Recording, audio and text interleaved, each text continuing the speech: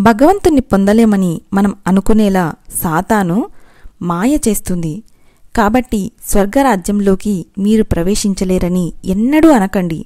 మిమ్మల్ని ఇక్కడుంచడానికి ఆ అజ్ఞానపు ఆలోచనను మన మనస్సులో పడేలా మాయ సాతాను చేస్తుంది. మీరు మర్త్యజీవులు కాదు. మా గురుదేవుల నుంచి నేనా మాటలు విన్నప్పుడు ఎంతో సంబరపడ్డాను. ఆ తర్వాత నుంచి నన్ను నేను ఒక పాపిలా భావించడం మానేశాను. మీరు కూడా మిమ్మల్ని పాపులని భావించకూడదు. మీలో ఉన్న భగవంతుడి ప్రతిరూపాన్ని అది అవమానపరచడం. అలాగే ఇతరులెవరూ మిమ్మల్ని పాపి అని పిలవడానికి అనుమతించకండి. నిన్నటి రోజు మీరు ఏమిటో దాంతో సంబంధమేముంది? మీరు దేవుడి బిడ్డలు. ఇప్పుడు ఇక ముందు కూడా దైవరాజ్యం నుంచి మిమ్మల్ని దూరంగా ఉంచేది ఎవరు? మీరు ఆ విధంగా ఆలోచించాలి.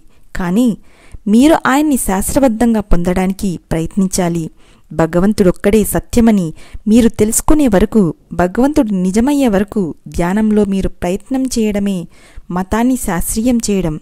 నేను శ్మశానాలకు వెళ్ళి ఈ మాయా ప్రపంచపు మిథ్యత్వపు అంతు చూడడం కోసం ప్రార్థన చేశాను. నేను అడవుల్లో ఏడ్చాను. నా అటక గదిలో తలుపు మూసుకొని సాక్షాత్కారం కలిగే వరకు ఎడతెగని ప్రార్థనలు చేశాను. ఆవిర్లు కక్కుతూ ప్రజ్వలిస్తూ మండుతున్న ప్రపంచాలను నా దివ్యజనని పాదాల దగ్గర చూశాను.